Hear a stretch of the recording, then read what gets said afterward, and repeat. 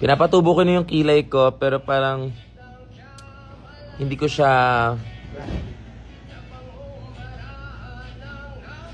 Meron full. Pak, nagluto, Jude. Kung makabalik ta bonggan na. Kasi ng merkado, ano... Yung gamay na ba ayun na, no? Ilagay kay Tali na. Come on! Ipakita mo sa live.